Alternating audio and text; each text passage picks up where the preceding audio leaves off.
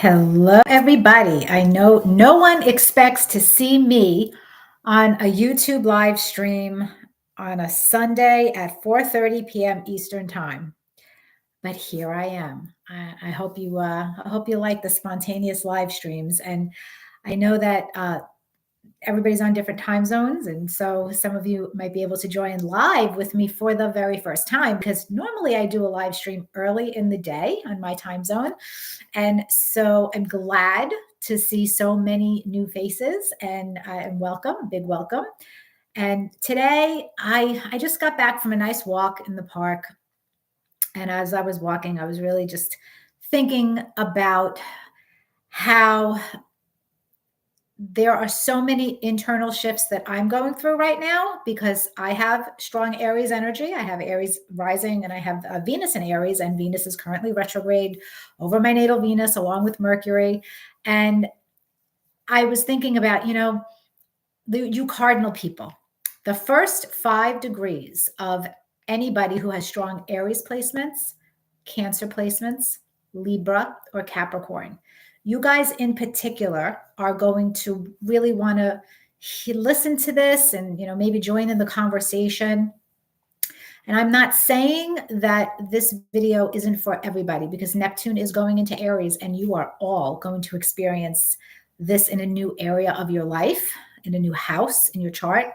I've done multiple videos on this already, but I want to talk more about what's imminent for you early degree cardinal people, including myself, and how the last week of March, we're still in this in-between stage. We're in this phase of being in between two worlds, and it's a little difficult. It's a little disorienting for some of us, and myself included. I'm living a human life just like you are, and I have my own experiences that I'm going through.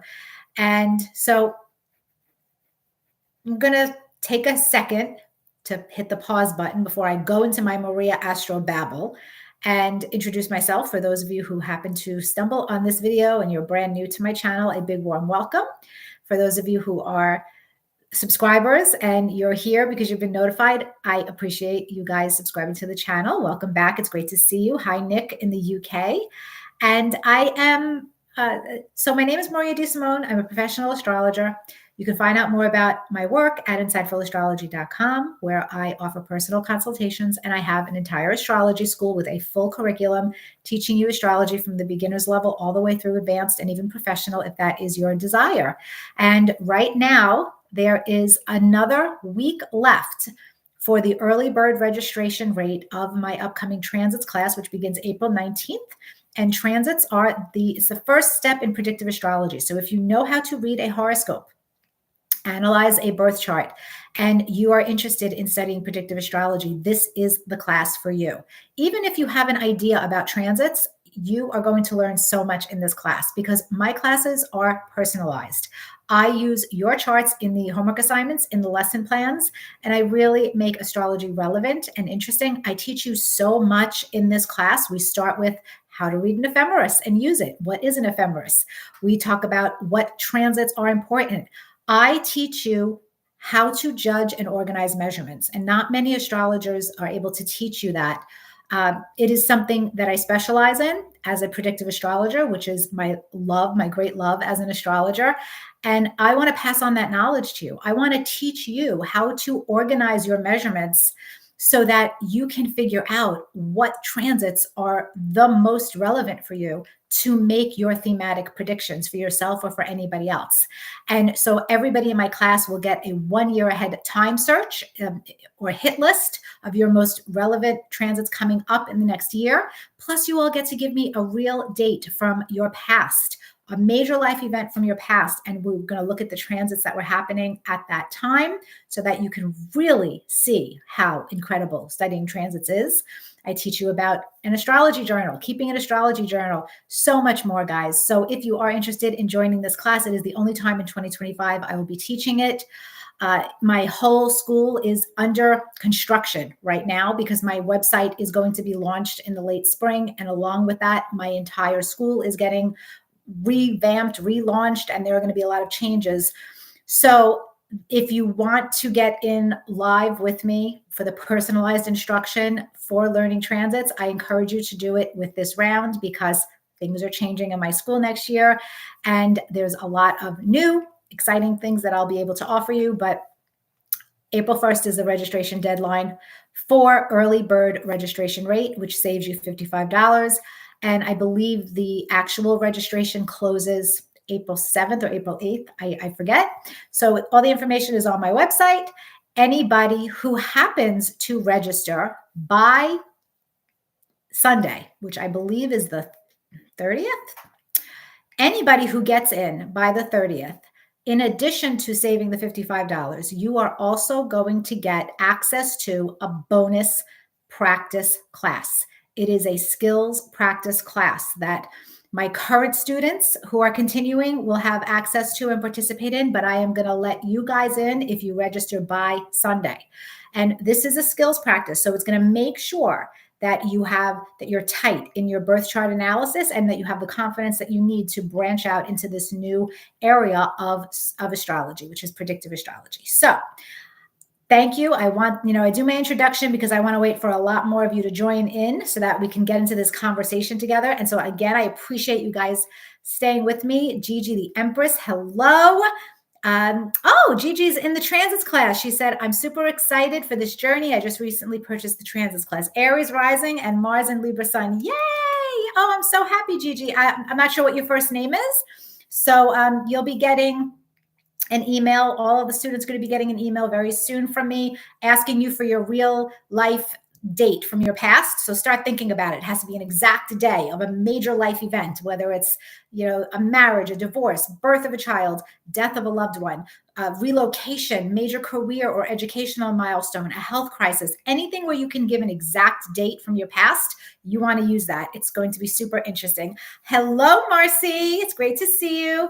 Riviere, hello from Paris. Oh, how cool. So I have UK here. I have Paris here. Adi, hey, hello, Adi. And Eva, hello, Eva, welcome. Fran, it's great to see you from Canada. And Christine, hi, Christine. Christine's in my class. And I'm glad that I could see you on a live stream. So, all right, I have my little notes here. Oh, okay. Now, listen, I'm going to tell you right now, if you're brand new, I babble when I do these live streams, okay? I have a plan. I know I want to talk about Neptune and Aries. I know I have messages for all the cardinal signs, but this is literally like me hanging out with you guys, like we're chilling out on my couch, having coffee or wine or whatever. I'm just going to bullshit with you sometimes and go off on little tangents, astrology related, but also it's, my whole world and connections. So if that's not your cup of tea, believe me, I get it. You can move on. Nobody's insulted. There's so much YouTube content, but please know that that's kind of my style. And so my first Astro Babble is a Venus retrograde real life astrology situation. So I don't know if you could see. I'm not sure because the lighting, sometimes you can't really see what somebody looks like, but I have Venus in Aries at 4 degrees in my birth chart. Venus is retrograde right now, and Mercury is retrograde right now over my natal Venus right? And in the past 2 weeks, I developed this strange rash around my, this side of my face only. And it comes and goes and it gets brighter red at various points. And I'm trying to figure out what the hell is causing this. What is it? Is it a food allergy? Am I doing something I'm just trying to figure it out. And this is so Venus retrograde, right? And the fact that it's on my face, Aries rules the head in medical astrology. The fact that it's a rash, Aries is ruled by Mars and inflammation and rashes and all of that. And the fact that this for me is Venus retrograding over my natal Venus, beauty, aesthetics, the face. And this is, it started a couple of weeks ago and I was having, I had like a late lunch, early dinner out with my son and my future daughter-in-law. And my daughter, I call her my daughter-in-law because she basically is. They're just not technically married yet, but they will be. And so she's a nurse. And so we were talking and she's like being all investigative. And she's like, all right, well, what changed in your diet? What changed in your skincare? Is there anything? She was going through the questions. And she brought out the only thing we could figure out is that in the past 2 weeks, I started adding collagen powder to my protein shakes in the morning because collagen is supposed to benefit your skin, your hair, your nails, but also joints. And so I'm doing it for the joint protection. And it's possible that that is connected to this. I won't know until I stop taking the collagen and see if it makes a difference. But I swear I can't think of any other thing. Nothing changed in my emotional life. This is, I think, just a reflection of some kind of maybe it's a dietary thing, or maybe it's just a passing Venus retrograde rash. But anyway, real life astrology, because literally I am very personally, mathematically connected to the current Venus and Mercury retrograde. I could tell you more stories, but I don't know how off the deep end I should get with you there. So I'm going to try to switch gears now and talk about Neptune and Aries, because, I am in a space, and a lot of you, I think, are in the same space, because the month of March is a huge transitional month for all of us in different ways, where you kind of feel like you're in between two worlds. We're all walking blindfold with a blindfold on, or we're about to be walking with a blindfold on in a certain area of our life. And there is a lot of uncertainty and a lot of feeling right now of, that feeling of divine discontent, of chronic disenchantment or disappointment in someone or something or some situation in your life. I think a lot of us are dealing with that. The late degree mutable people, so the late degree Gemini, Virgo, Sagittarius, or Pisces people, you guys are feeling that very strong, because Neptune is at the 29th degree of Pisces right now. So you are in the path. And that fog is going to lift for you guys temporarily for a few months, and you're going to get a break from that. And now we, cardinal people, especially first 5 degrees, are going to get that. And this transitional time, I think a lot of us are feeling it. More than half of the zodiac is feeling this. Because remember, we are not just talking about your sun sign here. So if you are completely new to astrology and you've never seen your birth chart before, please take a minute and go to one of the free astrology websites out there. Just Google free astrology chart maker or calculator and enter your date, time, location of birth. That way you can have a visual of what your actual birth chart looks like, and you can see for yourself that you are made up of much more than your sun sign. There is looking at just the sun sign is like looking at your thumb and ignoring the rest of your hand. The thumb is important for sure, but it's not your whole hand, and everything works together. And so looking at your entire birth chart allows you to see something that you might not have never known about yourself before, like perhaps maybe your moon is in one of the cardinal signs and Neptune is about to make a transit to your moon, or maybe your ascendant or your midheaven, career sector. One of the angles in your chart might be within the first 5 degrees of a cardinal sign, or maybe your Mercury or Venus or Mars. Those are the personal planets. The planets that travel closest to the sun are, in astrology, the sun, the moon, Mercury, Venus, Mars. These are the personal planets, and they are felt very viscerally by us. They are connected to our personality formation. So when an outer planet like Neptune touches one of those personal planets, you know something is happening in your life. You're feeling it in a major way. When an outer planet touches one of the angles in your chart, something's happening in your life. Major life changes are on the horizon. And, this is part of what I teach you in my transits class that's connected to judging and organizing measurements, because not every transit is the same. Transiting Venus conjunct your Neptune is absolutely not the same as transiting Neptune conjunct your Venus. And I explain why that is in my class. I explain how to really use those smaller, faster transits with the slower transits. So it's a whole beautiful system. And I want to know, everybody here, who here has planets or angles within the first 5 degrees of Aries, Cancer, Libra, or Capricorn. Riviere is saying their sun is at 28 degrees Gemini. So you are, and Terry's fiance, 26 Gemini. So you guys are feeling the tail end of the Neptune in Pisces. And that means that Neptune is squaring, making a hard aspect to their sun. Neptune, I'm going to give you some dates now so that you have this kind of frame of reference. Deborah has Venus at 0 Aries. Oh, honey, we could talk because you're getting a Neptune transit and it's coming right up. It's coming in hot this April. I'll be getting a Neptune Venus transit too, but mine is more next year. Yours is this year. So stick around. You're going to want to hear this. All right, let me give you the dates so that you guys listening can figure out the mutable people and the cardinal people, who's getting what when. Neptune officially enters Aries for the first time since I think 1861 or 1865. I'm forgetting which date it is. I'm not big on the historical dates. I tend to forget, but 165 years. It's been 165 years since Neptune was in Aries. This is a long time.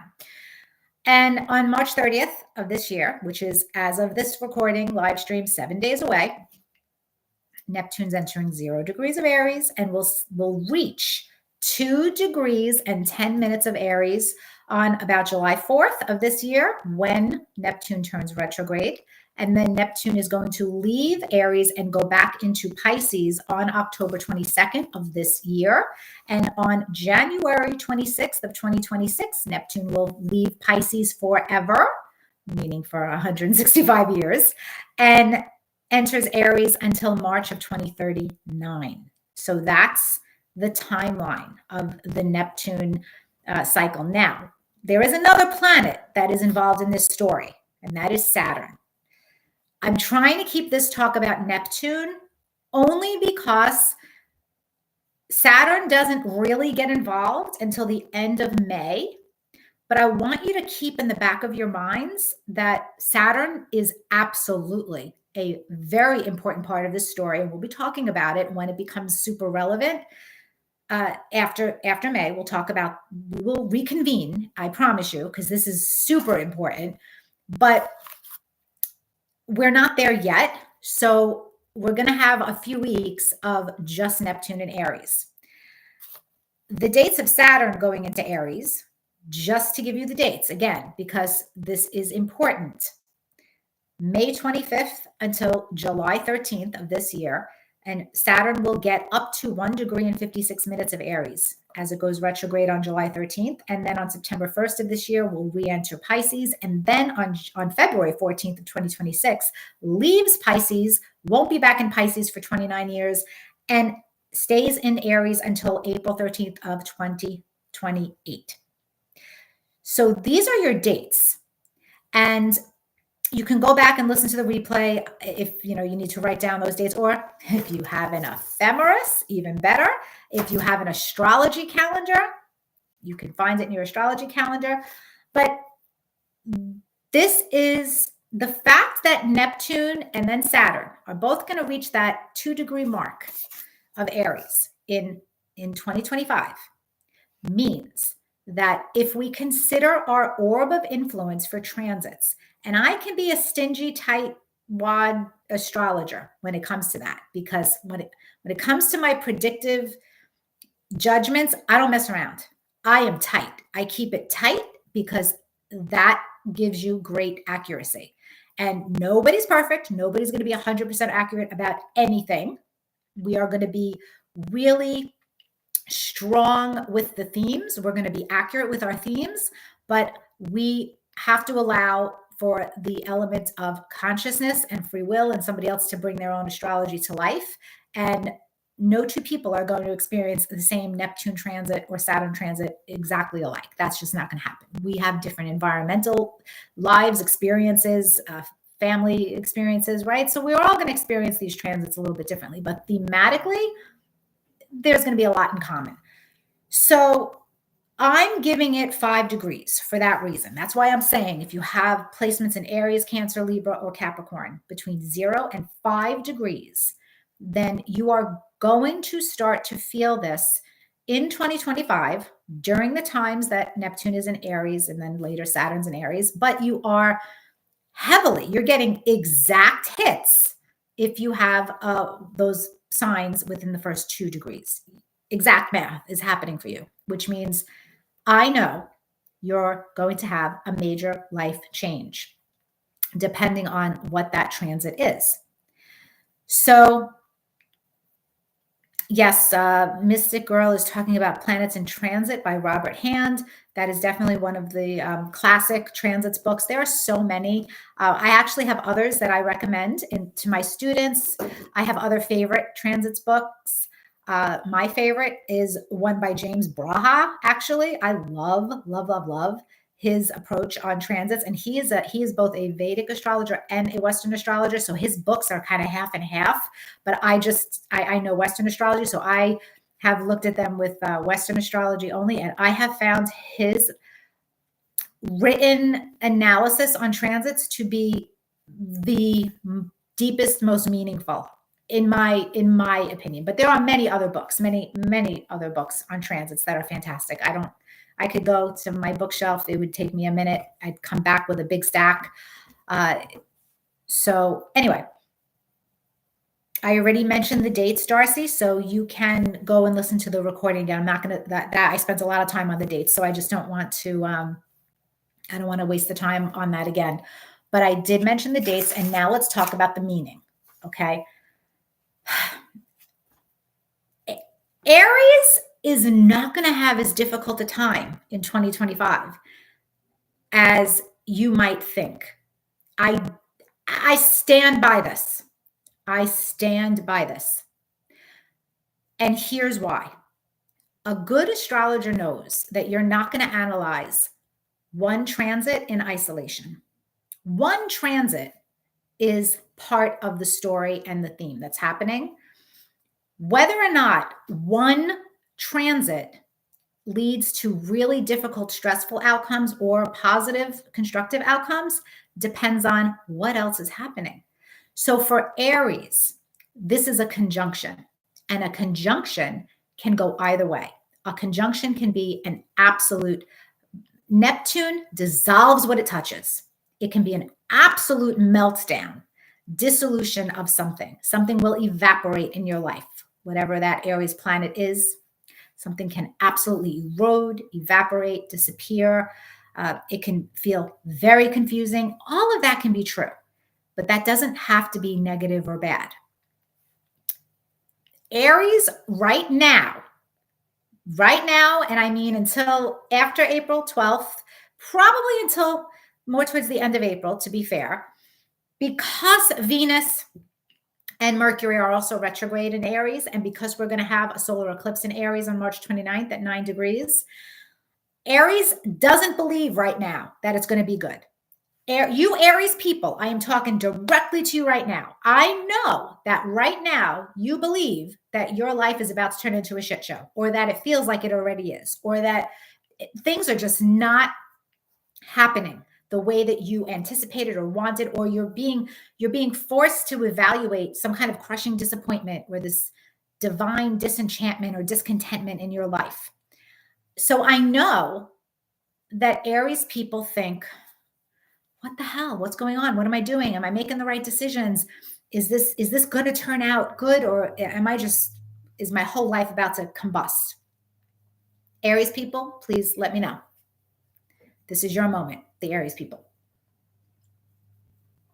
The reason why I know Aries people are feeling like not positive is because of the retrogrades. But I'll get to you, Libra. Oh, I promise I'll get to you. This is specific to Aries. But Aries, I am telling you, like, I raise my right hand and I swear on my ephemeris, okay, Aries, I am telling you, especially if you are within the first 5 degrees of Aries, planets, ascendant, personal planets, you are going to see a huge turnaround by late spring, because you have the benefit of, while Neptune and then Saturn are making this conjunction to your Aries planet, Pluto simultaneously will be making a sextile, which is a supportive aspect, and Uranus is also going to go into Gemini and make another sextile to the Aries planet or point that's within 5 degrees. So you guys know, okay? If you know me, I have been a professional astrologer for, oh God, I think since 2002 is when I started studying astrology formally. I think I got my first certification June of 2005. So you do the math. I've been doing this professionally for a while. My entire professional career, I have always in my predictive analysis followed something called the rule of 3, which is gaining popularity now because traditional astrologers are talking about it more. But I first found out about it in modern texts, Celestial, Carol Rushman, and me reading the modern text, I didn't know that it had ancient roots. So I talk about that in my classes, and I get to the root of this rule of 3 with you guys. But I do not make a major life prediction for anyone unless the rule of 3 has been fulfilled according to my specifications, my way of organizing and judging measurements. Okay. So not just any rule of 3, not a little Venus transit. Hell no. We are talking about, Aries. You are going to have Neptune and Saturn conjunct your Aries planet. So that's 2 major outer planet transits right there. And Pluto sextile and Uranus sextile. That's 4. Okay? 4. Do you know what that means?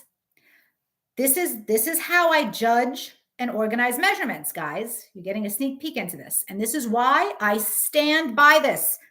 Hand to ephemeris. If you're in Aries within the first 5 degrees, I know you feel like it's just all going to go to shit right now because of the current energy. But I am telling you, based on that astrology that is ahead a little bit later on this year, you're going to get something really good coming from whatever is dissolving in your life, whatever you left behind or are leaving behind, or whatever is shifting. Something really great is happening for Aries this year. Please tell me in the comments that you understand my logic, because I am not just blowing smoke up your ass. I do not say anything unless I have astrology to back it up. Darcy said, thank you so much. Like you just tell it exactly like it is. That's the New Yorker in me. Come on, I'm a Queens girl. I'm an Italian Queens girl.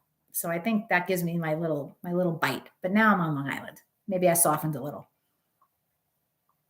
Okie doke. So I'm not seeing anything in the comments from Aries people.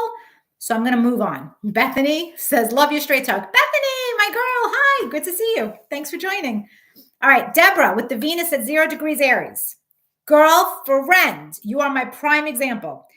Oh, she knows her astrology. It rules her 5th and it rules her 12th. And her daughter is getting married on July 1st in Ireland. Oh, that's so sweet. Congratulations to your daughter.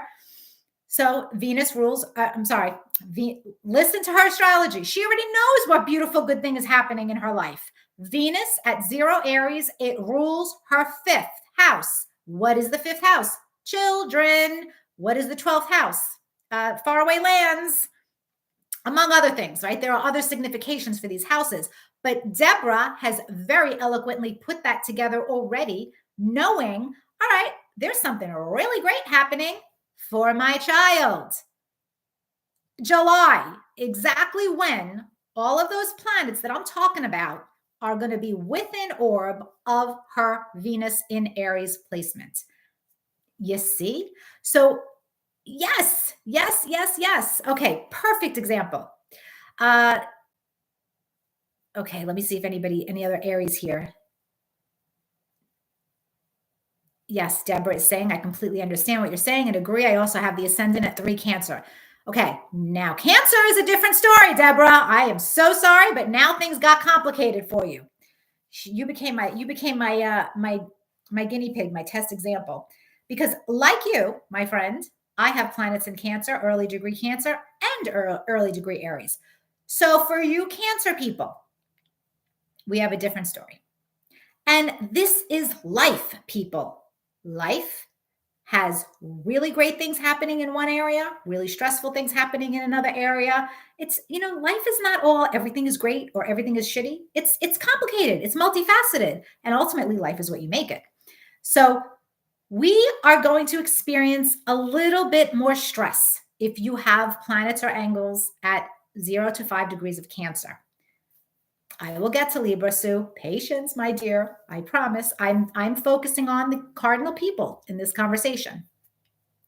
So, Cancer, there is no pretty way to say this. It is your turn to have some stress. You're going to have stress from these planets entering Aries. You are getting the square, 90-degree aspect, which is a square, which is a very difficult aspect of friction and conflict. And that is going to require some attention in your life. So Neptune, we'll talk about Neptune first. You also have the rule of 3, just so you know, because you're going to have Neptune, you're going to have Saturn, and you're going to have Jupiter.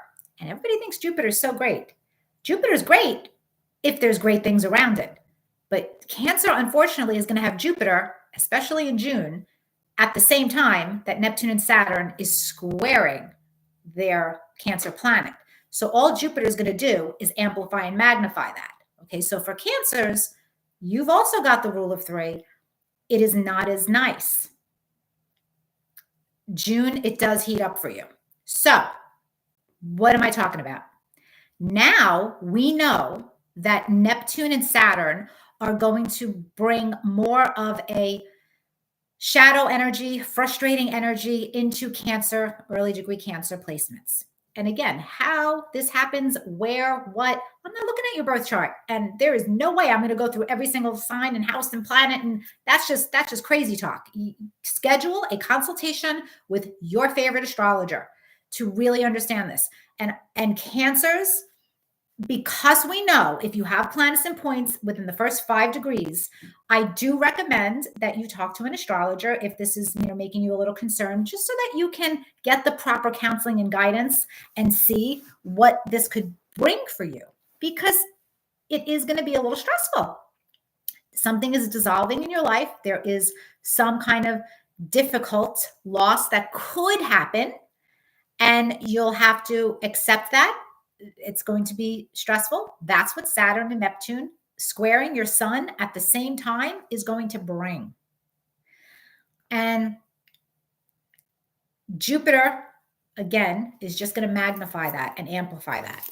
So you see how different this story is for Cancer compared to Aries?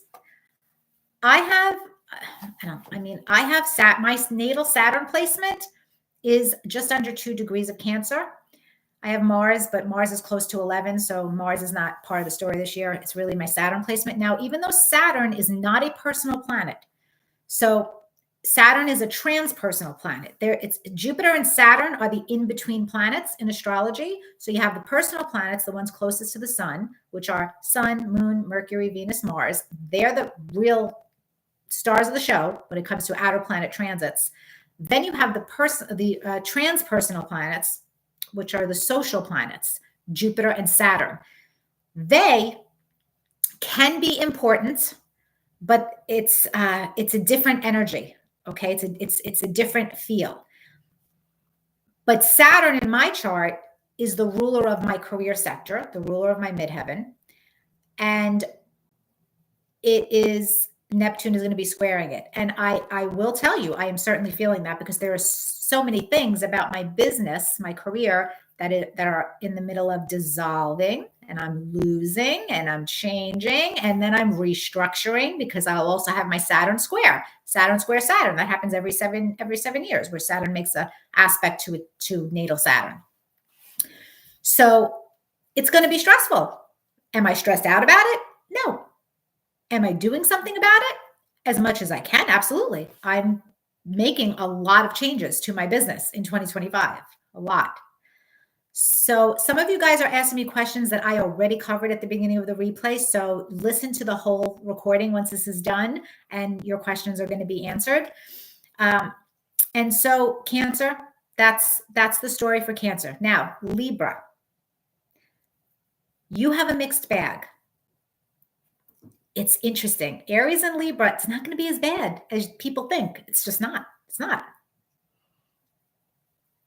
But Libra, I think you guys are going to be experiencing some lessons and experiences and possibly some losses through another person. Circumstances beyond your control, relationship dynamics for sure, but it doesn't have to be a romantic relationship. It could be any relationship, depending on where this is transiting in your chart. Because for you guys, Libra, and again, this is specific, 0 to 5 degrees of Libra, you're going to have Neptune dissolving something in the opposition aspect. And then you're going to have Saturn creating an obstacle that is beyond your control, circumstances beyond your control, opposing your Libra planet. And so that is going to create some friction, some situation in your life that you'll have to be aware of and overcome and deal with relationally for sure. But you have support. You have a lot of support. So even though there are 2 hard transits, there are also 2 positive transits, because you will also have Pluto by transit making a trine to your Libra placements. And you will have Uranus, once it gets into Gemini, making a trine to your Libra placements. So you guys are going to end up feeling like you can handle whatever this is.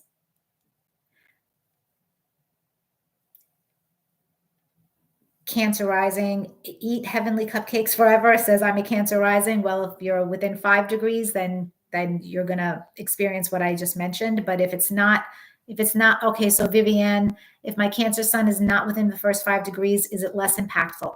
It's not your time to get the transit then. You're not receiving a Neptune or a Saturn transit in 2025. So you have to look at your degree, the degree of your Cancer placement. What degree is it? Is it 11? Is it 22? Is it 8? That tells you about the timing of your particular Neptune transit or Saturn transit.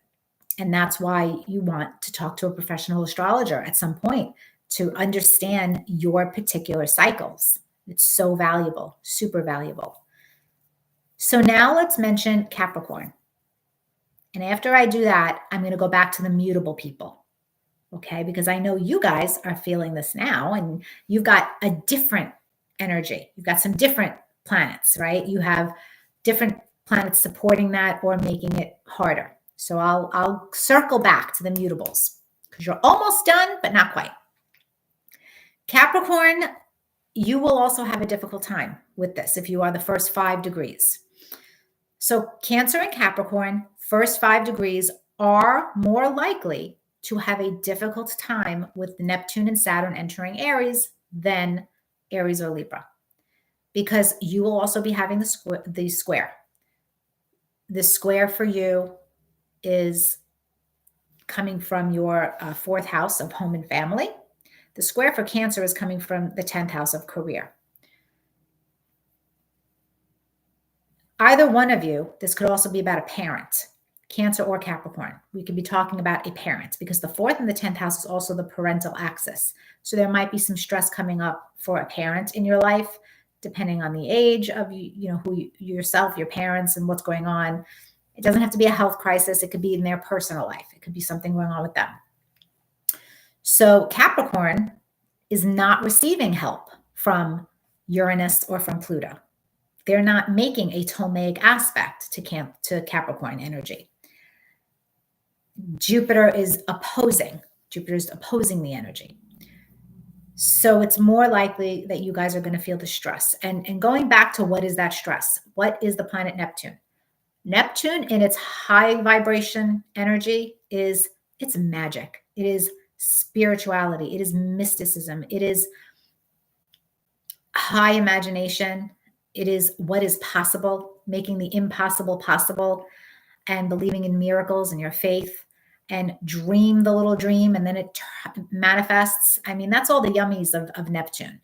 Neptune can absolutely bring miracles into your life when it is dream come true energy, when it's a high vibration, meaning you're receiving a trine, a sextile, or a conjunction that is supported by positive aspects, the way that Aries is getting.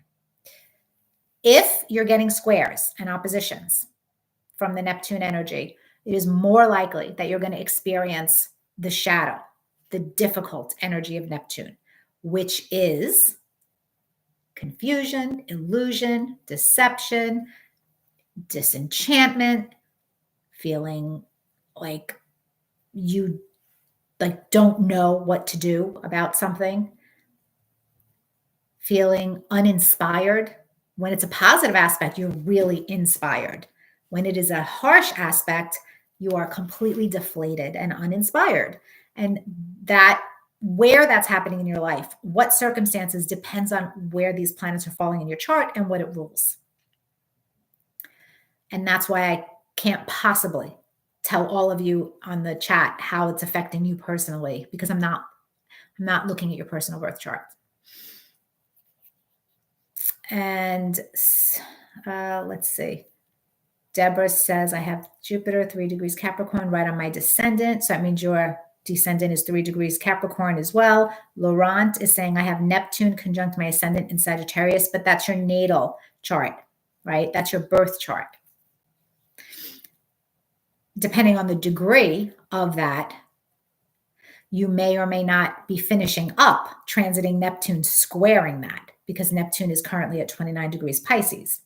So if your ascendant and your natal Neptune are like 27, 28, 29, even 26, you're finishing up that lesson.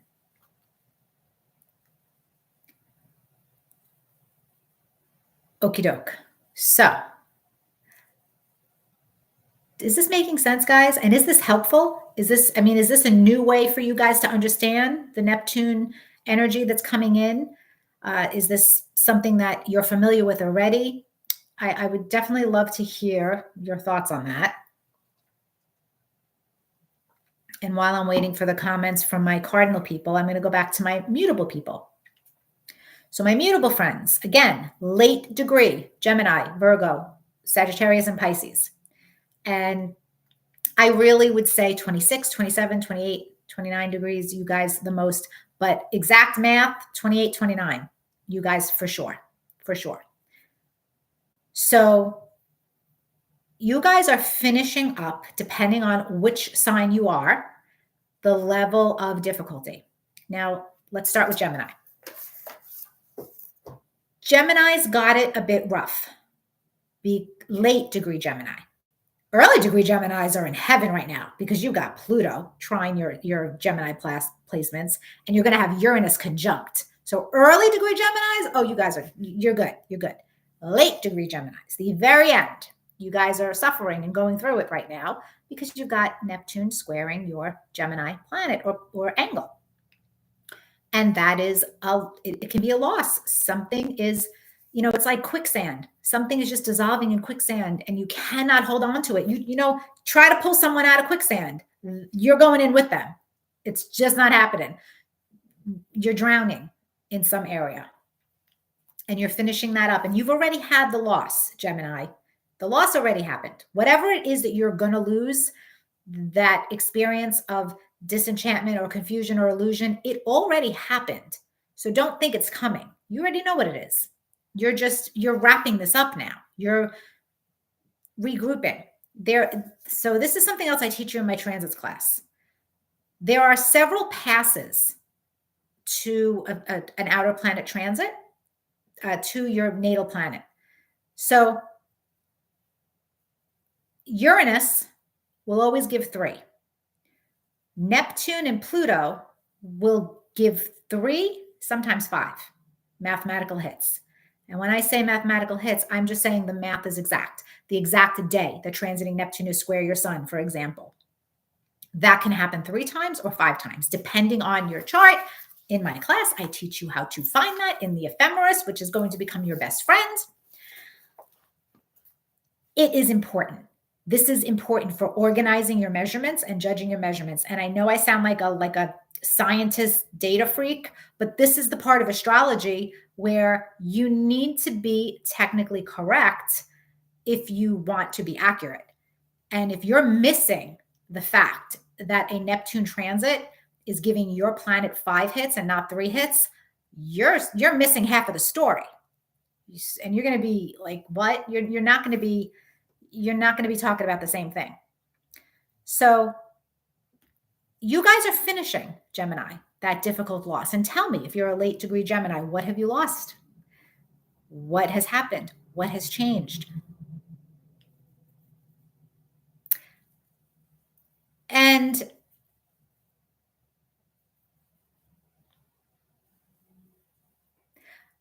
a lot of you guys might have just joined and you're asking me questions that will make sense when you listen to the replay. So I'm not going to repeat myself just to answer these questions, because then people who have been here the whole time, it's just going to feel like a whole repetitive video. So I'm sorry if I'm not addressing your comment. It's for that reason, probably. So Virgos, we're going to move on to Virgos. Again, this is for the late degree. 27, 28, 29 degrees of the Virgo planets. You guys are finishing Neptune. Oh, and by the way, Saturn is part of the picture. So it's Neptune and Saturn in Pisces, both of them. It's the same thing. You're finishing Neptune and Saturn opposing your Virgo planets. So oppositions invite relationship dynamics, and that often brings circumstances beyond your control from somebody else to make you deal with a lesson, to make you deal with something. So it feels like you're a victim, but you have to go back to the root of the situation. My favorite thing to tell people about Neptune transits, to remind us of our agency and the fact that 9 times out of 10, we create our own problems. And I realize it's not 100% because there are certain situations where we are truly victimized. And I recognize that. But that is rare, where we are truly a victim. But 9 times out of 10, a Neptune transit, even if you feel deceived, betrayed, the root of it, when you trace it back, is because at some point in time, you betrayed yourself by not listening to your intuition, by not listening to that voice inside your head that was like, you know what? I shouldn't go into business with this person. You know what? I shouldn't loan this money to my relative. You know what? I really shouldn't marry this person or date this person. You ignored that voice inside of your head. That was your intuition trying to warn you, because that's Neptune. And you ignored it for whatever reason. So when you ignored it, when we ignore our intuition, we're betraying ourselves on some level. And so what happens is, at some point in the future, you have the Neptune transit and you feel victimized. Oh my God, I can't believe he just cheated me out of all this money. Oh my God, I can't believe I didn't know that my partner of 25 years has a whole other marriage and family. Okay, you feel completely betrayed and deceived, but go back to the root. What was happening 20 years ago or whenever, it's just something interesting to think about. So Virgos in particular, you might be dealing with that because the opposition is a wrap up, and it's often related to relationships and what you try to ignore, what you try to sweep under the rug, what you try to remain blind to. So any of you Virgo people listening, let me know if this makes sense. Again, the late degree guys, you're finishing up this transit. Early degree Virgo people, been there, done that. You're done. You've already had this. I don't know when. I'm not looking at your chart. So now let's talk about Sagittarius. Sagittarius, late degree only. You will have also Neptune and Saturn squaring your Sagittarius planets or angles. And you are wrapping up between now and early next year. You're going to get a break. You guys are getting a break because Neptune is going into Aries. So what's going to happen is you've had your first pass of this mathematical transit, And it's not going to be until later on this year and early next year that you get this, the second and third, or the fourth and the fifth pass, depending on your birth chart. So you're resolving this issue of conflict, of difficulty, of stress, of loss. And you'll be healing from it next year.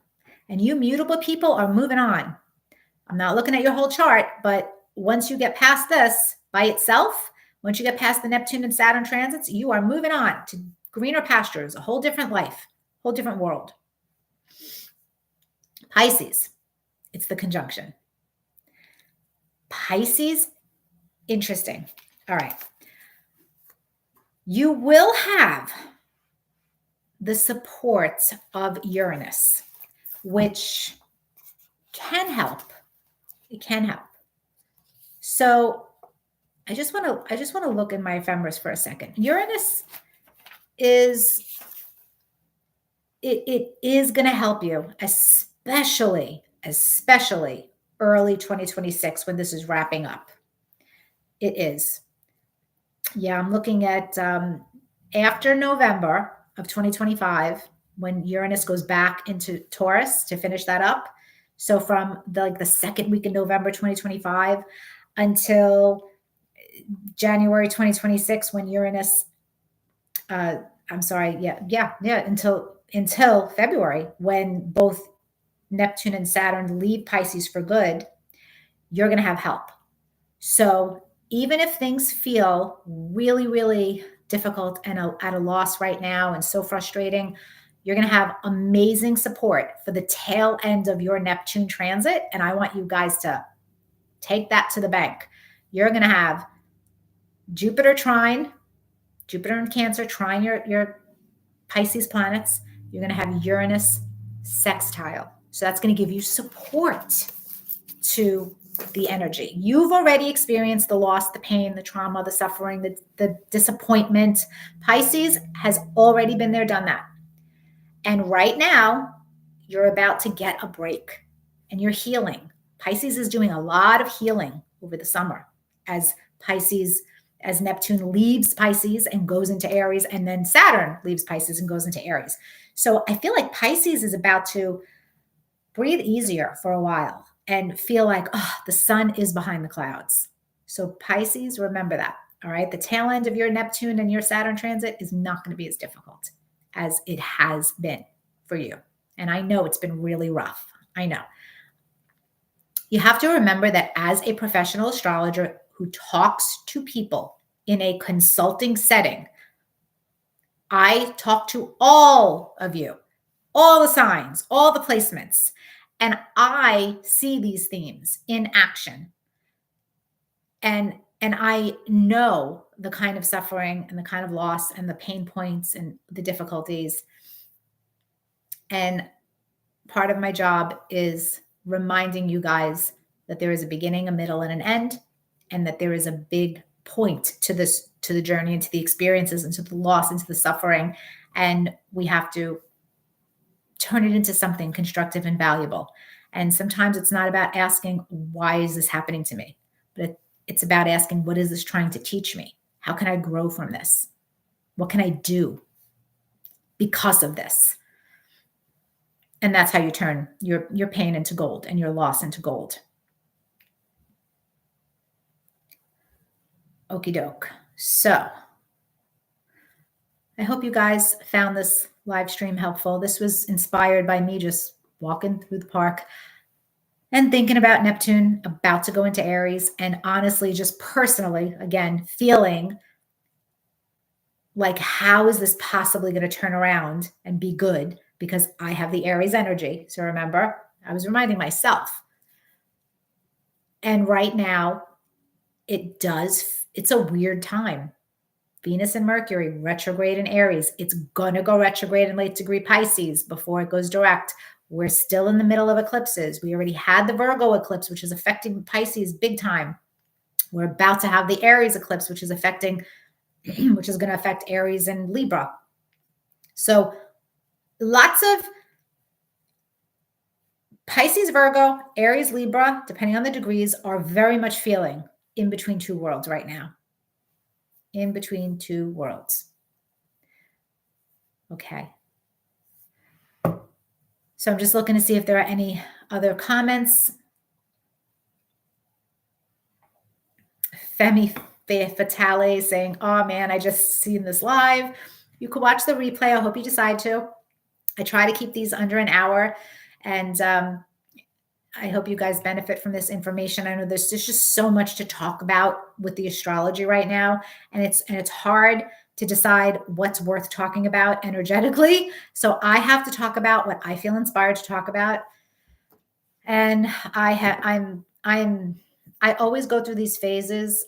This is Astrobabble now, so I'm done with the whole point of the video. So if you want to go, it's okay. I understand.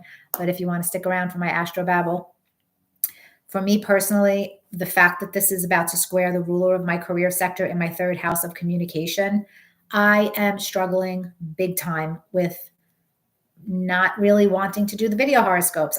This happens to me every so often because that has never been my passion. And yet for some reason, this is what everybody always wants from me.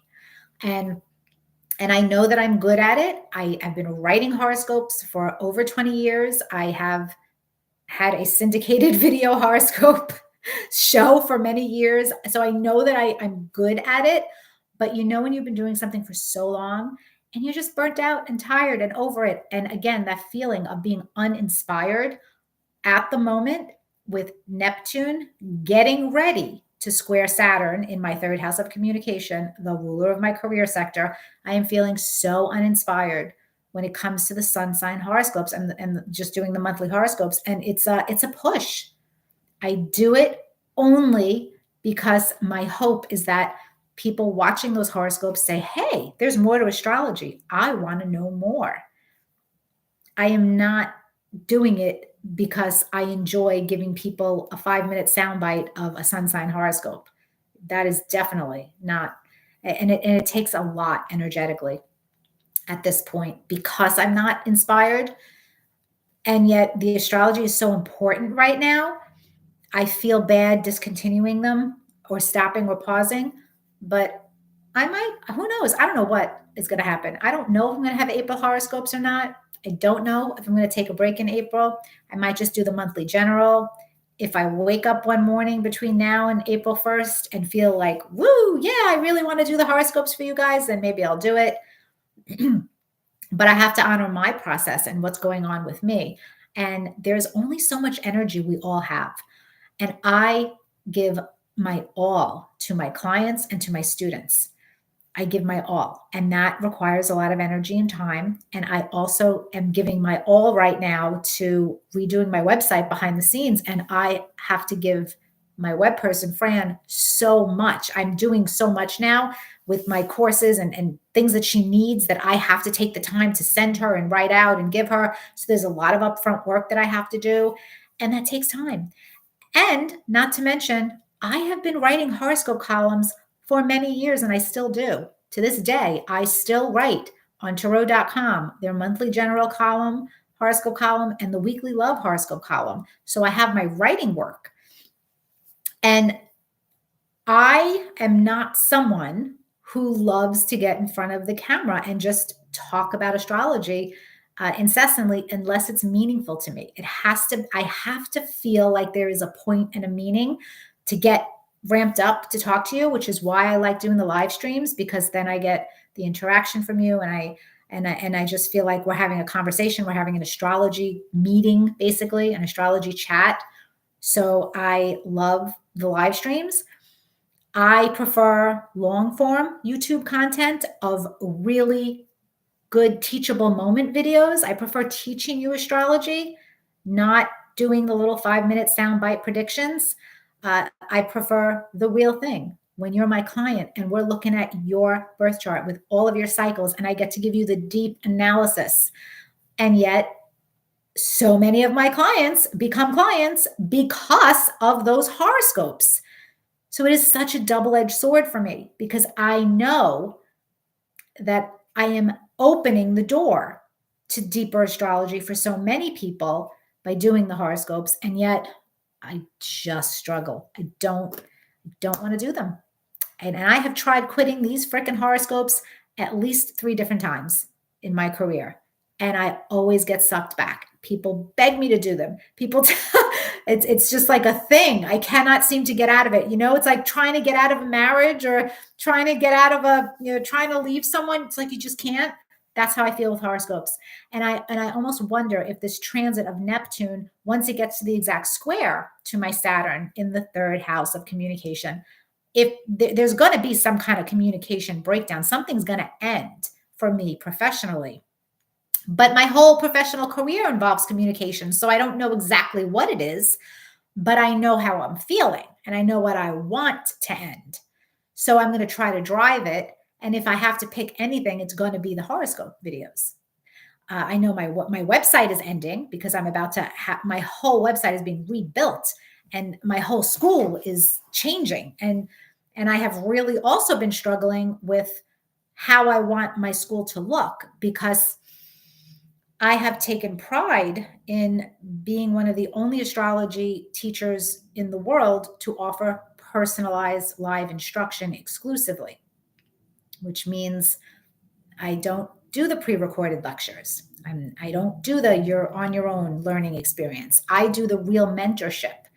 And that is not common in the business model of astrology or in the world. What's common is the pre-recorded sessions that you have lifetime access to and you watch when you want, but then you're on your own. And that doesn't sit well with me ethically for me as an astrologer. I don't feel right doing that. Yet I also see the drain energetically that, I've been doing this for over 20 years now. My school I've had for over 18 years. I've done this type of personalized instruction for thousands of people. And I love it. I love it. But I see that, okay, am I doing something wrong here? Should I maybe do a hybrid for my own energy, for my own preserving, my own energy, my future retirement? Maybe I should be doing a mix of pre-recorded sessions and some live instruction. And I'm going to be changing my model a little bit. So that's another reason why, if you're thinking about that transits class, it's probably going to look very different next year. The way it is this year is complete personalization, live instruction. I am going to be changing that, I think. So I think that's also part of my Neptune square Saturn, but I'm not doing anything about it yet because Venus and Mercury are retrograde. I'm marinating. I'm talking it through with Fran, my web person. My school, I invested into a whole portal because it was long overdue. I'm going to have a total student portal where you students get to log into this portal and have access to everything all in one place. So I don't have to be emailing you everything anymore. And that's exciting. I mean, that's, up-to-date technology. It's about time, right? And I'm looking forward to that. But that also is going to allow me to then change how I'm teaching a little bit. And I am wondering if maybe part of that is going to be offering a little bit less personal one-on-one classes. Tim, hi, Tim. Odelia, hello. Oh, you're so sweet. Tim said, I appreciate so much the amount of content from you and other astrologers, all for free. It's so amazing. Thank you, Maria. You are so sweet, Tim. I love you. Marcy and Tim, you're both on the live stream together. Say hello. Marcy's MK and Tim is Mayo Ho Tim. I cannot say your name for the life of me, the screen name. Femi Fatale is saying, this is why we love you. You're authentic and genuine. I hope to take the same approach. It's real passion-led service with integrity. Thank you for saying that. I'm struggling with this right now. As a person, I will be very honest with you because I do not want to sell out the way that I pass on my legacy. I feel such a commitment to passing on my legacy as an astrologer of my knowledge and how I use it as an astrologer, because I do things in a very unique way that no other astrologer does. Just like another astrologer that you learn from is going to do things in a very unique way that no other astrologer does. And I want to pass that on in such a personalized way. But I just don't know how sustainable that is. anymore. I just don't know. You know, I'm tapped out at about 50 live students. When I teach 2 live classes and I give the personalized attention to about 50 students, I am really busy with those emails and looking at the homework assignments and the class time and the prep time and everything. And I love it. I genuinely love it. But it burns me out in other areas of my life. And I can't ignore that because we all need to keep our life in balance. But I will never, I don't want to be an astrology school that does only recorded classes. That's not me. That's not me. I have to reconcile that, and I'm in the process of figuring that out. So I think it's going to become a hybrid. That's the only way I can think of a happy medium, and I just don't know how to do the hybrid yet. T, hello T. T said, "Hey Maria, when will be your next transit class? I really didn't want to miss this upcoming one, but I can't afford it. You're truly an amazing teacher." Thank you, T. Appreciate that you want to pass that on. You're so sweet. I really appreciate that. Okay, so I am not teaching the transits class again until 2026. So I'm sorry to disappoint you. I have a full curriculum of classes. And when my website is launched, I have new classes. I have new things. And I am the only teacher. That's another thing. All of these other astrology schools have teaching assistants. They all have other teachers in addition to them. I'm it. I am a one-man banana stand. And I'm it because nobody's in my brain. And I can't, and I mean, I am thinking about asking some of my highest level graduates whose work I watch and I see like, you know what, I'm proud of you. You're a great astrologer. I'm thinking about asking them if they want to at some point chime in. But again, I don't know how, because you want Maria. You don't want the assistant. You don't want anybody else. And you shouldn't.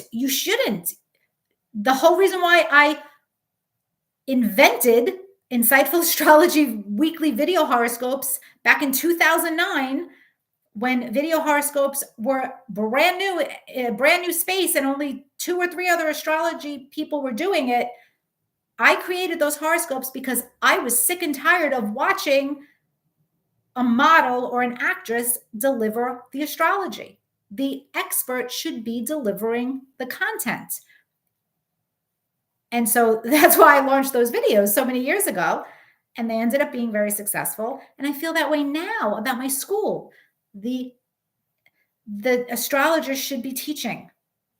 The expert should be teaching. And I don't want to stop that. I love it. I love doing it. But Jesus Christ, what a energetically, I'm in that wonky place right now. I really am, where I have to kind of figure out how to balance this for myself. And I was toying with the idea of stopping to see clients and just teaching. That way I would have the energy. But then I got sad about that because I love my clients.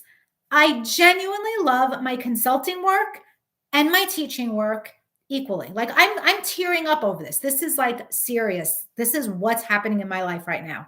This is my upcoming Neptune transit. I'm already feeling it because of the retrogrades over my Venus. And I have to figure out how to reconcile this because there is just so much energy that we have. And so the only thing I can think of is giving up the video horoscopes right now. That is the only thing that I swear to God, if I never did another video horoscope for the rest of my life, I would not care personally. I would be good. I wouldn't care, because then I would have all the energy for clients and students and what I want to do and creating the YouTube videos that I am inspired to create. These live streams, I love connecting with you guys on these live streams. I don't give a shit that they don't get 200,000 views. I don't give a shit. I don't care about that. I care about passionately connecting to my astrology community, to my astrology family. That's what I care about. And so, oh my gosh, there's so many comments here.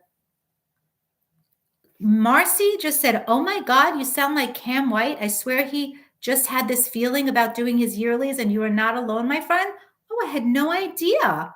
Really? I wonder what his astrology is. Oh my gosh. I love doing my yearlies. My yearlies is a product on my website. That I love. You know why I love doing that? Because energetically, doing a yearly horoscope is more of a big picture, holistic view. And it's almost easier to talk to someone and be like, all right, this is your year ahead, and get all passionate and talk for 15, 20 minutes about a yearly. Doing a monthly and making a monthly relevant to, let's say, Aquarius or Capricorn or whatever sign, when I'm not seeing something super passionate that month for them, and then having to like nitpick and find something meaningful. If it's not coming to me instantly, I don't, I'm not feeling it. And I don't, so let's say Femme Fatale is saying, I think and feel.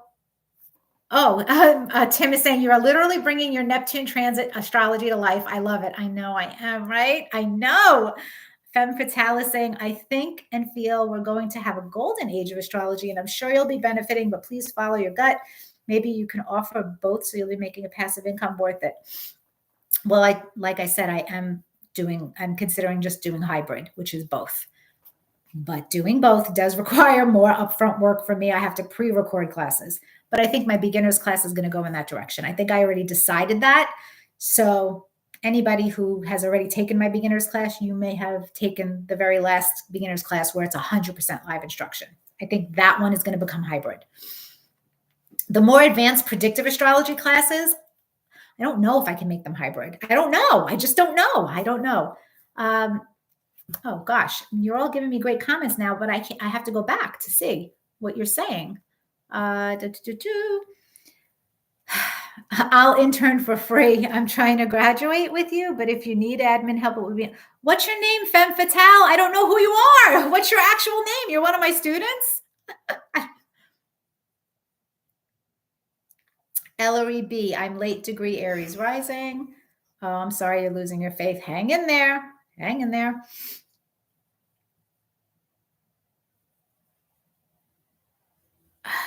Fairy Goth Mother said, I did feel gypped because my first year teacher hardly taught classes, just FYI. Are you talking about an astrology class that you took?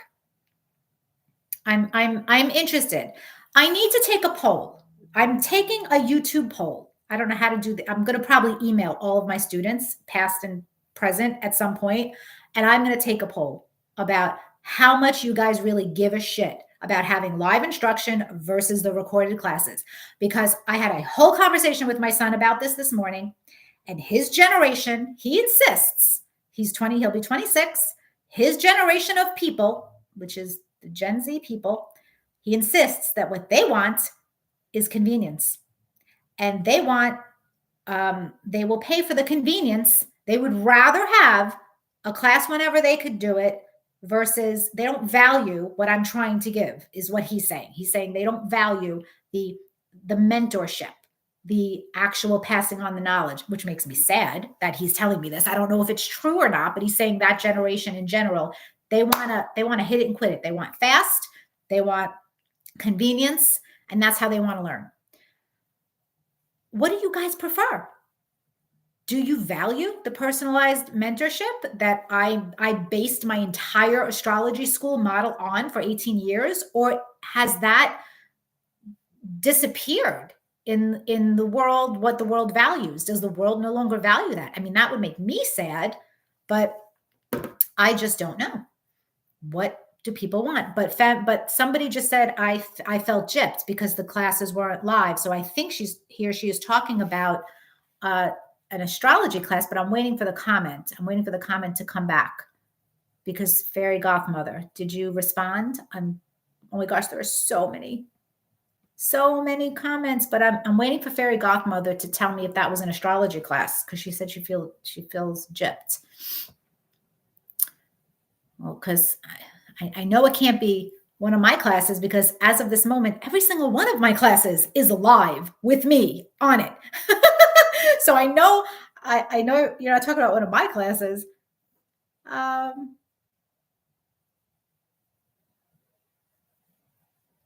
T, what's your name, T? T said, I can assist for free in the background, as this is actually my profession and what I do. You are the face of this, and we appreciate you. You guys are so sweet. My problem is that I just don't know how my students would respond to that. I don't know. I care too much about that. I care too much about disappointing my astrology family, my students. Yes, I have Aries rising.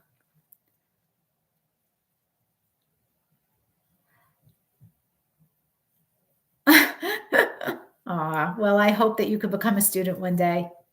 Hi, Evelyn. It's good to see you.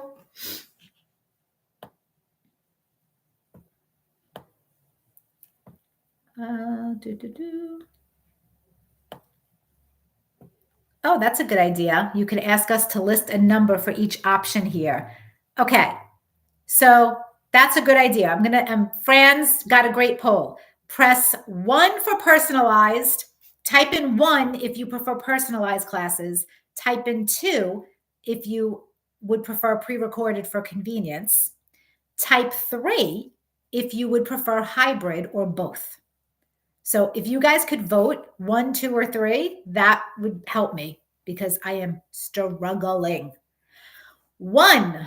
Everybody's saying 1. Leo baby said 3. All right. So far I have everybody wants personalized and one person is saying both. The hybrid, they would like that.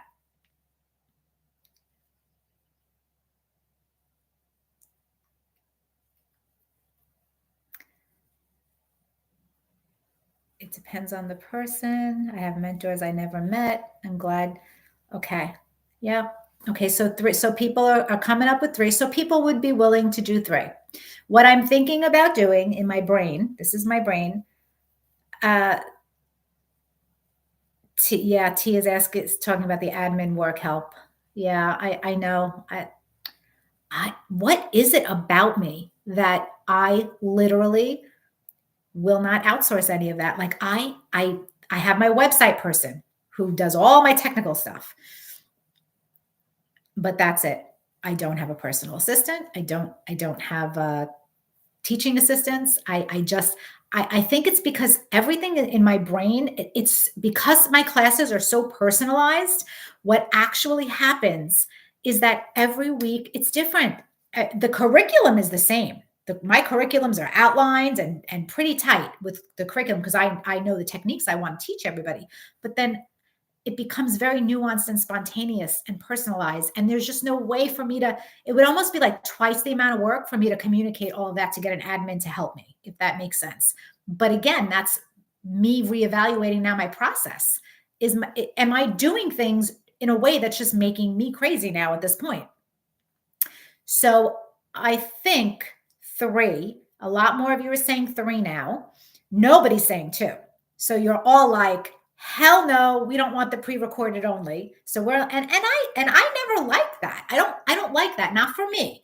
I know that there's a place for that and there's a value for that. And I do have one pre-recorded webinar that's available on my curriculum, and that's the one on annual perfections. And the reason why that one is available as a pre-recorded webinar is because I did it live once and it was such a great webinar.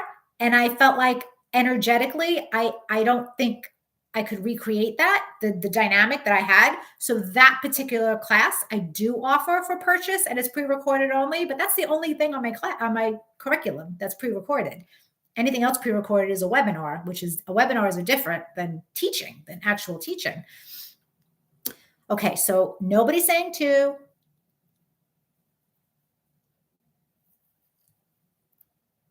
Oh, that's a good point, T. Need to accept and receive the support, but I do understand, Maria.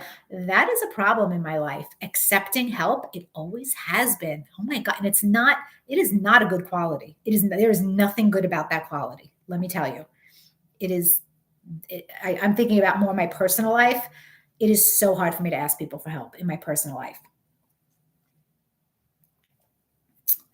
3 is hybrid, Fran. Yes. So 1 is completely personalized, which is what I'm doing now. 2 is completely pre-recorded and no personalized, none, not your charts, no personalized attention. And 3 is hybrid. Both. 3 is both. So Thank you, T. I'm not in the space for that. I'm just not in the space for that right now. I appreciate you offering, but I have enough going on in my head and enough communication with my website person right now because I'm trying to launch my website, which is a very big thing, and it keeps getting delayed. It just now it's, it's April. Now it was supposed to be March and now it's April. So I have to get my website. I have to do that. I have to focus on that right now. This is just me talking to you guys about my real life astrology and what I'm going through with the Venus retrograde right now and the eclipses and the upcoming transit of Neptune square my Saturn, ruler of my 10th, and Saturn's in my 3rd. So it's just me talking smack with my astrology family, thinking out loud, trying to figure out my life and solve my problems. So yes, my independent Aries rising, that's part of the problem. 3 is great with scheduled Q&As. Hi, Carolyn. Okay. So scheduled Q&As. Yeah. So here's my thought process. And again, this is just me thinking out loud. This is today. This is me thinking out loud because I was just so frustrated because Fran is the name of my website person. I'm not talking about Fran on the chat right now. I'm talking about Fran, my website person. She sent me an email about my courses and what she needed from me. And this was almost a week ago. And I've been struggling so much about giving her what she needs because it's triggering all of my pain points. And so I just communicated all of that to her today in an email. And I sent her everything for the beginners class, but the rest of the classes I haven't yet. And I have to focus on that. But anyway, as I was sending her everything today for the beginners class, I thought to myself, I went through my most recent class. I went on all my Vimeo videos and I watched over all of the classes and I wrote down specifically all of the modules and, the lessons and what I'm teaching in each class. And I was like, wow, I put it together and she was so helpful. She made me do this and I never did this before. And putting it together in the modules, the way I outlined it, it made me realize I really do offer beginners content that other astrologers are not teaching. And I wasn't sure, but as I wrote it down, I'm like, there's no way that somebody else could be teaching that because that's my technique. There's no way that somebody else could be teaching that because I learned that from my very first astrology teacher. And these people weren't even born when I was doing that. So I was like, it made me feel good because I knew that my beginners class is offering value and delivering value. And that's what made me feel good. So that's a big part of Venus retrograde is making sure you're delivering value. You're not overinflating that you're tweaking that, the whole thing about values. So that made me feel good. But then I'm thinking, okay, this is a 4-week class, 4 weeks of live instruction, a lot of homework support, especially with week 1's homework assignment, because that takes me a long time to look at and grade for people. But it's so important. I won't give up that first homework assignment because I know it's so important for you guys. I know that chart signature exercise is so important. So I won't give that up. But what I'm thinking is the first class in my beginner's class actually can become pre-recorded. I can pre-record that whole first lesson and still give you the homework assignment and still give you the personalized attention with the homework assignment. And then either do the remaining 3 live, or I could, figure it out and maybe do an entire pre-record. All 4 could be pre-recorded for the beginner's class. They could be. Because that class, I already have a PowerPoint done and I could easily just record all 4 classes and then add 2 live Q&As or 2 live chart practice beginners classes with me. And that would cut my workload down by half for the beginners class, right? Because I would only be live twice. And I could also tweak the homework assignments to give myself a little bit less work. Or maybe like T and other people are saying, advanced astrology people, maybe get a teaching assistant to grade that. But I'm very torn about that. Because I feel like, my students won't want somebody else to look at it. But anyway, what do you think about that? Can you guys vote for that beginner's class? Because this is my immediate problem. The beginner's class is what I'm doing right now for Fran. So option 1 is to pre-record only the first class and then be live for the other 3 classes. Option 2 would be pre-record all 4 classes and then add an additional 2 live Q&A chart practice classes in between. So after session 2 probably, and after the 4th session is when I would be there live for you guys. Can you guys do another vote for me, 1 or 2? Can you guys, that would be very helpful for me. Yes, I am a total Taurus. I hate change. Yes, Marcy, the struggle is real. And my Mercury is in Taurus. This is like making me crazy. All right, so only one person is voting. You guys are over it. You're tired of me ranting. Well, if anybody else wants to vote, I would appreciate it. T is saying pre-record the first class and be there live for the other 3. That would help. I might do that for the next beginner's class as an experiment and just see how it goes, because that's really not a big deal. I'm still giving 3 classes of live instruction. If that goes over well, then maybe eventually all of my classes, I could do the first lesson is pre-recorded and then the others are me live. That would help me energetically, and it would help me feel like I am not selling you out or cheating you out of the quality of instruction that I want to give my students through my school. So that is a compromise I would be able to live with. And I wouldn't feel like I'm out of line with my own integrity as an astrologer for myself at all for doing the first class in that way. So I think maybe I'll do that. Okay. I got 1 vote for 1, 1 vote for 2. And you know what's funny? You ask people of different age groups what they want, and they'll all tell you something different too. So I really wonder if like the 30 and under club doesn't care about this, live or pre-recorded, and the above 30 and above club, or, I should say before and after your first Saturn return, 28 and a half and below, or 28 and a half and above, has different,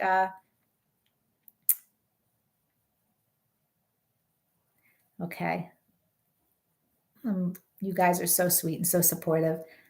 Fran is saying, I'm sure you will launch your website when Mercury goes direct. Yeah, well, at this point, I'm delaying it too because of I mentally can't give Fran what she's asking me for.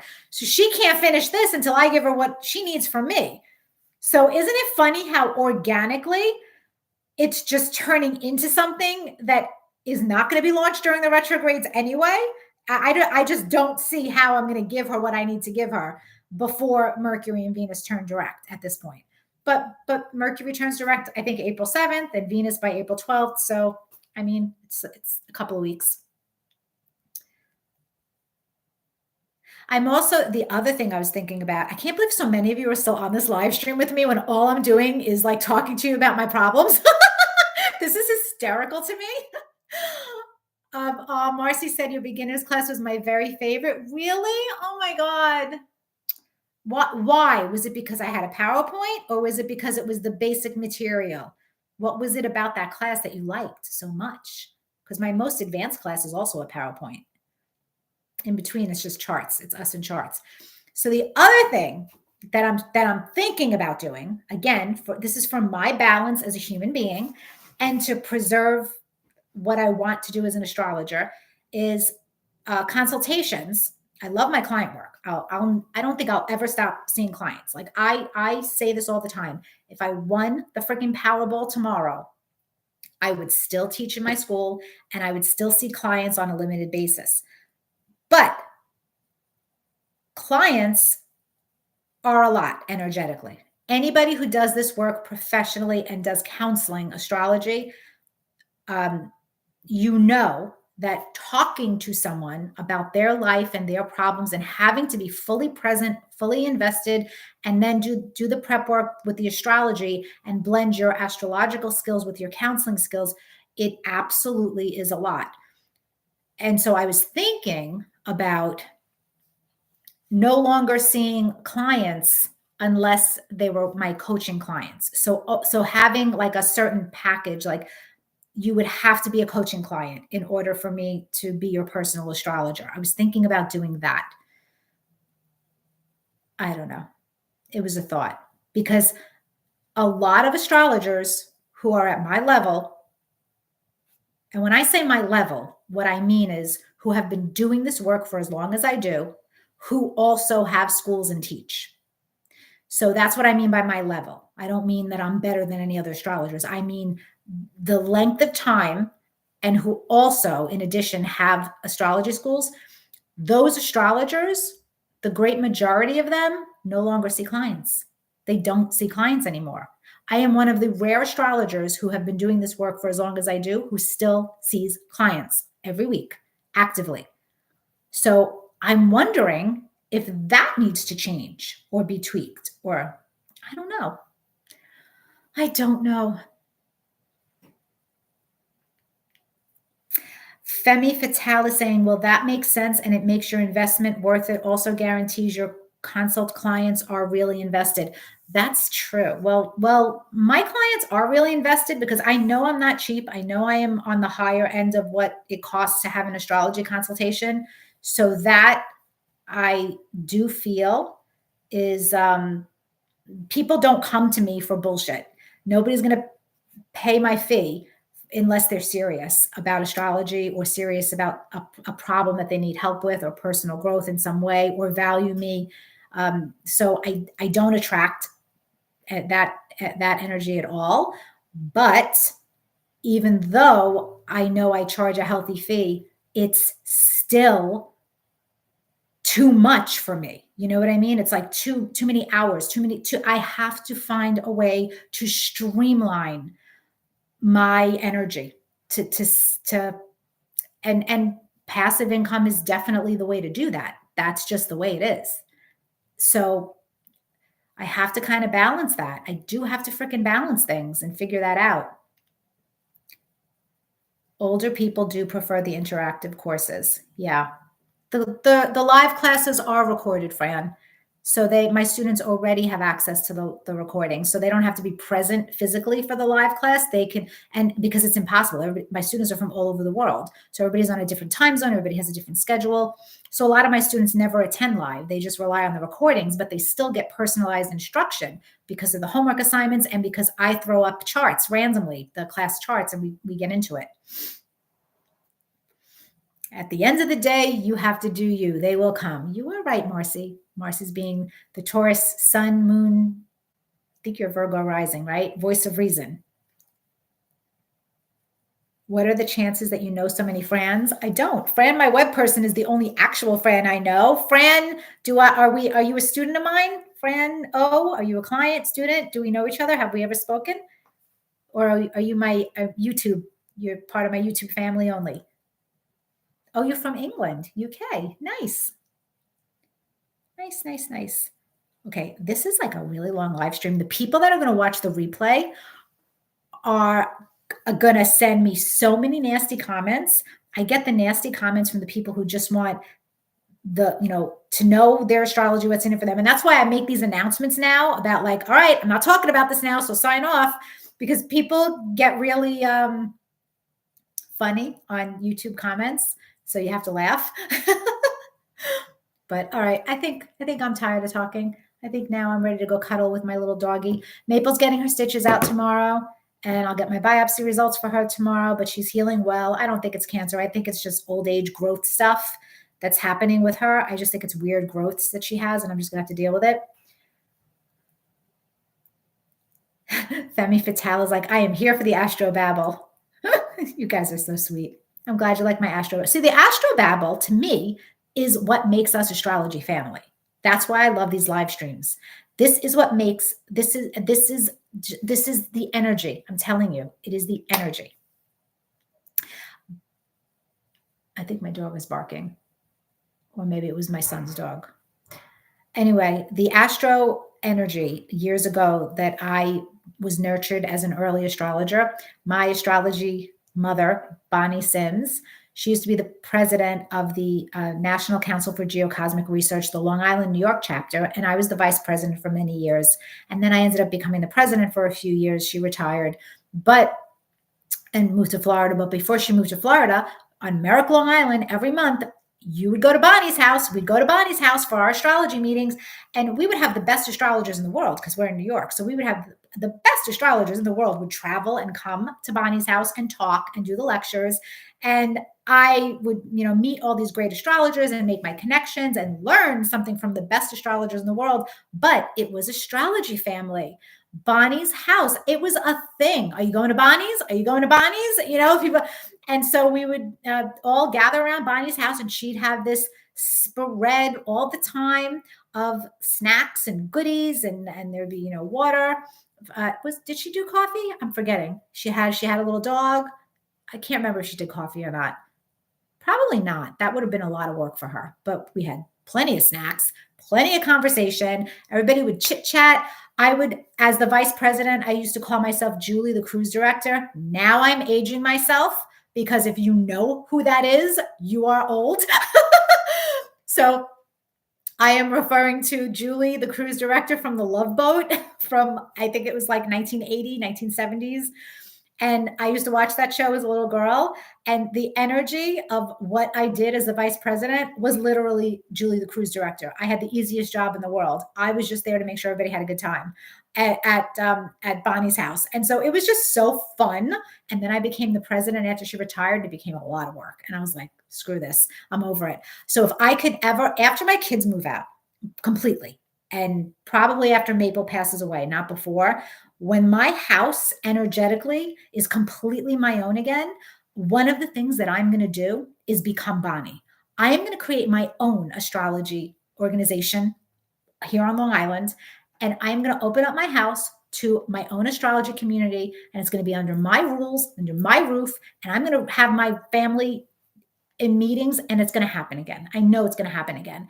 And until that time, that's what it feels like with you guys on these live streams. And even in my astrology classes, my live astrology classes, that's the energy. It is astrology community. It is true astrology family. You'd fly over. That's funny. Well, we'd have to keep it intimate. I don't think I could have more than 15, 20 people without it becoming chaotic. Bonnie's house, oh, yeah, I want to say it was never more than 20 people. It was cool. It was a really nice thing. It was a really sweet time. The ancient Greek word for school meant relaxed conversation. Wow, I love that. I didn't know that. Well, Fran, you're still my astrology family because you're following the YouTube videos. So you're my YouTube astrology family. Yes, and they could skip this part. Yeah, I'm going to have to start titling videos Maria's Astrobabble so that they know. Like there are still 63 people on this video live right now. I cannot believe how many of you are staying live. And I feel like this is turned into Seinfeld at this point. We're talking about nothing. Is that the show that talks about nothing? Yeah, right? Was that the show about nothing? Wow. This has just become the Seinfeld of astrology. Or is it Curb Your Enthusiasm? No, Curb Your Enthusiasm was the show about nothing, right? Which one, guys? Somebody tell me right now. This is going to drive me crazy. Which was the show about nothing? Was it Seinfeld or Curb Your Enthusiasm? I think it was Seinfeld. Jessica's laughing. Yes, it was Seinfeld. I'm just delirious now. Seinfeld was the show about nothing. Does anybody remember The Love Boat, by the way? Come on, please. I'm going to be 51. Don't make me feel like I'm the only middle-aged woman around. Nobody else watched The Love Boat? I'm currently watching reruns of it. I DVR'd it because I'm like doing a throwback during the retrogrades. So I have DVR'd shows of The Love Boat, The Golden Girls. I had Alice, a few episodes of Alice and Cheers, and this is what I've been doing. And I'm like, oh, revisiting the past. So Seinfeld, the show about nothing, we've turned into the astrology show about nothing, but I am going to end it now because it's like an hour and 40 minutes. And my poor dog is probably like, where are you, mama, grandma? So thank you guys. Herb remembers them all. Thank you. Thank you. Odelia says, I watched The Love Boat. Femi Fatale loved The Golden Girls. All right. And Jessica loves The Love Boat. Thank you. Okay. Awesome. See, you're my people. All right, guys. Thank you for joining me. I hope this was helpful with the Neptune stuff. And the fixed signs, I'm sorry that you didn't get enough attention in this video, but Neptune is not doing the same thing to you guys. It's not as dynamic. It's really mutable and cardinal people who are affected by Neptune and Saturn in particular right now. But I might do a video just for you fixed people about Pluto. I probably should. I will one of these days. All right. I love you guys. Thank you for joining. Have a great rest of your day, and I will see you soon. Bye.